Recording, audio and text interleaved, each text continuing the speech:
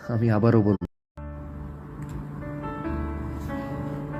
আমাকে যদি স্বাধীনতার কথা জিজ্ঞেস করেন, আমি প্রথমেই বলবো ভাত। যদি জিজ্ঞেস করেন জীবিকার কথা, আমি আবারও বলবো ভাত।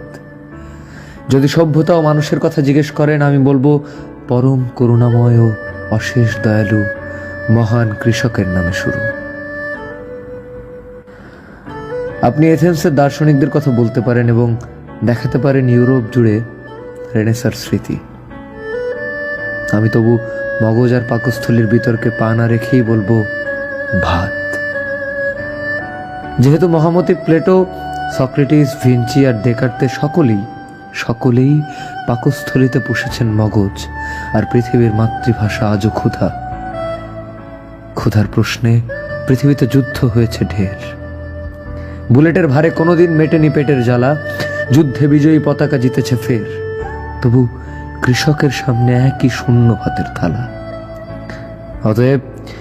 অতএব যতদিন ভাত দিতে পারছেন না, কিসের স্বাধীনতা, কিসের জিন্দাবাদ, ততদিন আমার সকল চিৎকার হবে ভাত। ততদিন আমার সিনেমার নাম হবে ভাত দে হারামজাদা, ততদিন আমার কবিতার নাম হবে ভাতের ভূগোল।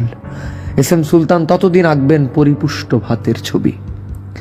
আর যতদিন ভাত দিতে পারছেন না, আপনার পতাকা, পোস্ট কার্ড ও সংবিধান ডাস্টবিনে ছুঁড়ে ফেলুন। তৃতীয় বিশ্বের জনপদে জ্বালানির বড় অভাব। দরিদ্র চুলোয় কিছু লাকড়ির খরচ বেঁচে যাবে।